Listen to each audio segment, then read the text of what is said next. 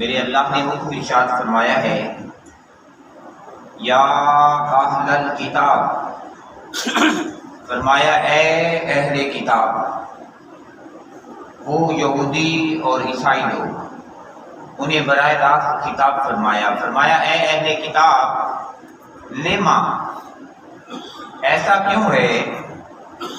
کہ تلبسون الحق،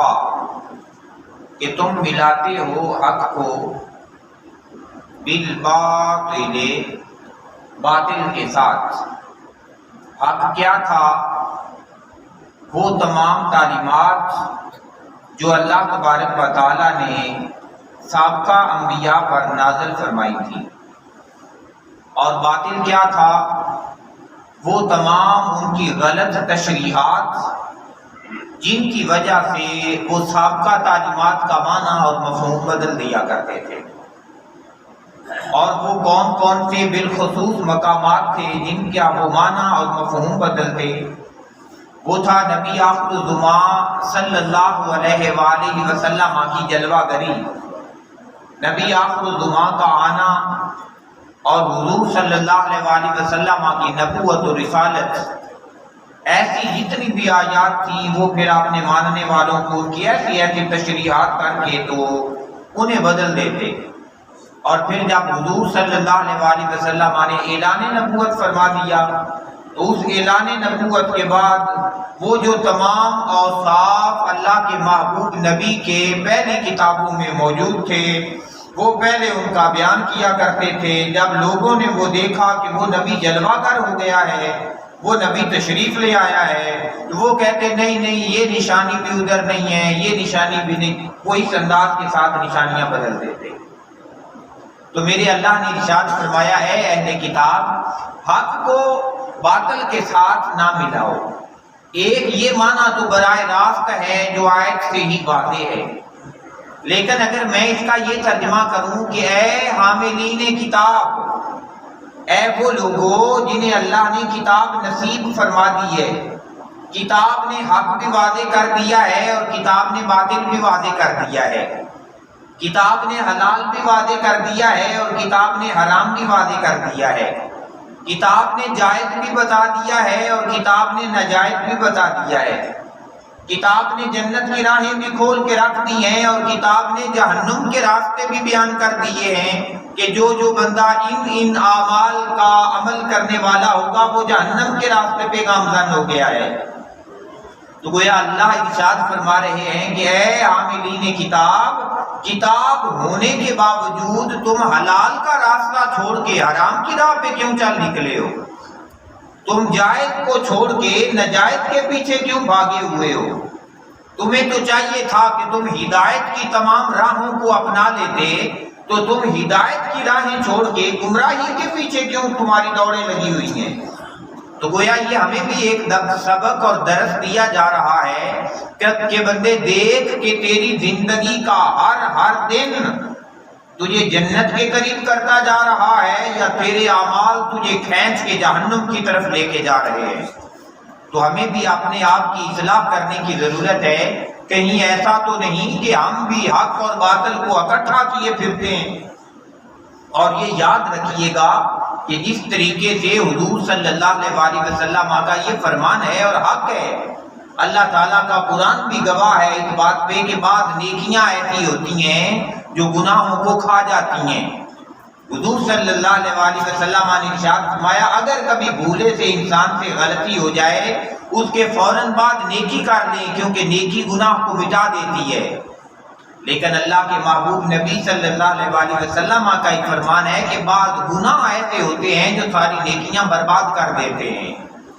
جس کے اندر ایک گناہ حسد کا ذکر کیا گیا ہے۔ فرمایا یہ حسد بھی نیکیوں کو یوں کھا جاتا ہے جیسے آگ لکڑی کو کھا جاتی ہے۔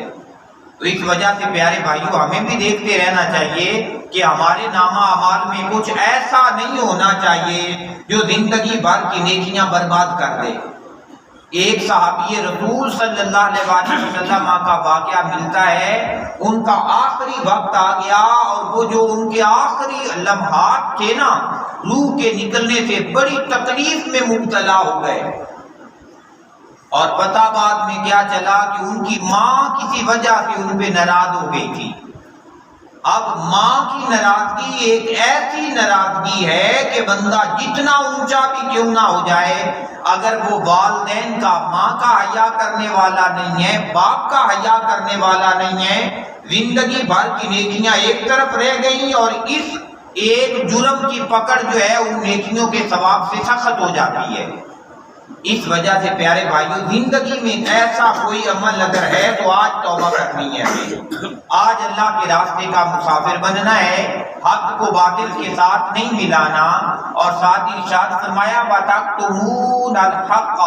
اور اب تم حق کو چھپا رہے ہو، کیونکہ میرا محبوب تو سراجم منیرا، چمکتے ہوئے سورج کی مانند، فرمایا وہ تو جلوہ گر ہو گیا ہے، اس کی روشنی تو عالم میں ہر طرف پھیل چکی ہوئی ہے، اور تم چھپانے کی کوشش کر رہے ہو۔ وَأَنْتُمْ تَعْلَمُونَ، اور تم اس حقیقت کو جانتے بھی ہو کہ یہ محبوب سچا محبوب ہے۔ تو جیسے پیارے بھائیوں، ایک براہ راست خطاب ان سے بھی ہے، اور ایک خطاب میں سمجھتا ہوں قیامت تک آنے والے لوگوں کے لیے بھی ہے کہ لوگوں، جب تم سمجھتے ہو کہ سچا راستہ محمد مصطفیٰ کا راستہ ہے صلی اللہ علیہ وسلم، کامیابی کا راستہ اللہ کے محبوب کا راستہ ہے، بھائی جب سمجھتے ہو، جب تمہیں پتہ ہے، تو پھر اس راستے پہ چلتے کیوں نہیں؟ اس وجہ سے یہ جو دو رنگی ہے نا، دو رنگی چھوڑ، یا کا رنگ ہو جا سراسر موم یا پھر سنگ ہو جا، تو ایک ہی راستے کا مسافر بن، اور وہ راستہ کوئی اور نہ ہو، وہ راستہ محمد مصطفیٰ والا ہو صلی اللہ علیہ وسلم۔ پھر ارشاد فرمایا وقالت، اور بولی، طائفتن، ایک پوری کی پوری جماعت، من اہل الکتاب، ان اہل کتاب یہودیوں اور عیسائیوں میں سے، وہ جب انہوں نے دیکھا نا کہ کوئی حربہ کام نہیں کر رہا، ہر روز مسلمانوں کی تعداد بڑھتی جا رہی ہے، مسلمانوں کی تعداد بڑھتی جا رہی ہے، تو پھر ایک جماعت نے آپس میں مشورہ کیا، انہوں نے کہا کہ آمنو، تم ایمان لے آؤ، بالذی، اس پر، انزل، جو نازل کیا گیا ہے، علی الذین، ان لوگوں پر، آمنو، ایمان والوں پر، کہ جو ان مومنوں پہ نازل ہوا ہے، انہوں نے کچھ اپنے بندے تیار کیے، اور بندے تیار کر کے انہوں نے کہا کہ تم سارے لوگ مل کے نا ایمان کا اعلان کر دو کہ ہم مسلمان ہو گئے ہیں، ہم مومن ہو گئے ہیں، اور یہ اعلان وجہ النہار، صبح کے وقت کر دینا، جب صبح ہو تو تم سارے کے سارے مسلمان ہو جانا، اور مسلمان ہونے کے بعد پھر کہتے ہیں کہ وَاکْفُرُوا، اور پھر کافر بن جانا، آخرہ، شام کے وقت، جب آخری وقت آئے دن کا، جب شام کا وقت آئے، تو پھر تم ان سارے مومنوں کے ساتھ جب تم مل بیٹھو گے، وہ بڑے خوش ہوں گے کہ ایک پوری جماعت، 10 بندے، 12 بندے، 20 بندے، وہ مسلمان ہو گئے ہیں، اللہ نے انہیں اسلام دے دیا، وہ بڑے خوش ہوں گے۔ لیکن جب شام ہو جائے تو تم پھر کافر ہو جانا، وہ تم سے پوچھیں گے کہ تمہیں کیا ہو گیا، اللہ نے تمہیں ہدایت دے دی تھی، اللہ نے تمہیں ایمان دے دیا تھا، اللہ نے تمہیں جنت والا راستہ دے دیا تھا، تم نے چھوڑ کیوں دیا؟ تم کہنا ہم اپنے علماء کے پاس گئے تھے، انہوں نے کہا کہ یہ تو معاذاللہ جھوٹے ہیں سارے، تو ہم نے اس وجہ سے اسے چھوڑ دیا ہے۔ اس کا انہوں نے کہا فائدہ یہ ہوگا کہ وہ جو نئے نئے مسلمان ہوئے ہیں، جن کے دل ابھی پکے نہیں ہیں، تو ان کے اندر تشویق ہوگی، تو وہ بھی آپ کے ساتھ کوئی 2-4 تو آپ کے ساتھ چھوڑ کے بھی آ جائیں گے نا واپس، تو چلو کچھ ہماری جماعت میں مزید اضافہ ہو جائے گا۔ یہ وہ ادھر سے پلاننگ کر رہے تھے، ادھر سے اللہ تبارک و تعالیٰ نے اپنے محبوب کو خبر ارشاد فرما دی، اپنے محبوب کو بتا دیا، ان کے عمل کرنے سے پہلے اللہ تعالیٰ نے یہ خبر عطا کر دی، اللہ کے محبوب نبی نے اپنے صحابہ کو یہ بات بتا دی، اور پھر جب انہوں نے عمل کیا، وہ یہ سب کچھ کر گزرے، انہوں نے گزرا تو بجائے اس کے کہ کوئی بندہ اسلام سے پھرتا، ان کا ایمان اور زیادہ مضبوط ہو گیا کہ ہمارے اللہ نے ہمارے محبوب نبی کو اتنی عزتیں عطا فرمائی ہیں کہ وہ کام جو ابھی دنیا میں نہیں بھی ہوئے، ان کی خبریں بھی اللہ تعالیٰ نے پہلے محبوب کو عطا فرما دی ہوئی ہیں۔ تو انہوں نے کہا کہ تم شام کے وقت کافر ہو جانا، لعلہم قریب ہے کہ وہ یرجعون اسلام سے لوٹ کے پھر واپس آ جائیں۔ تو گویا یہ کافر لوگ، یہ منافق لوگ، یہ یہود و نصارہ شروع سے ہی اسلام کے خلاف سازشیں چلتے آ رہے ہیں اور چل رہے ہیں، اور یہ چلتے رہیں گے۔ اللہ تبارک و تعالیٰ کی دعا ہے کہ میرا اللہ ہمارے اسلام اور ایمان کی بھی حفاظت فرمائے، اور ہماری آنے والی نسلوں کو بھی اسلام اور ایمان کے اوپر کاربند فرمائے۔ اللہم صلی علی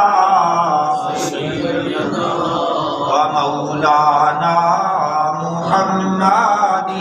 اللہم صلی علی و مولانا محمد وعلی آلہ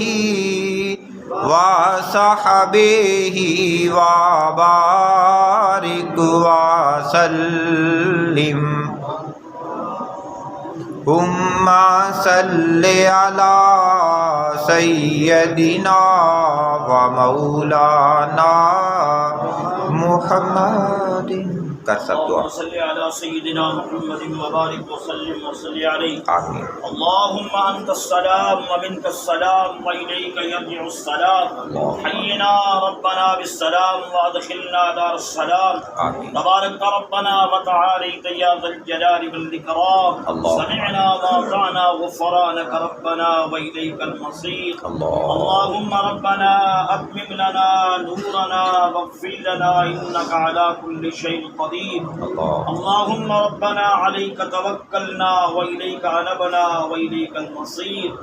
اللهم ربنا لا تزغ قلوبنا بعد إذ هديتنا وهب لنا من لدنك رحمة إنك أنت الوهاب،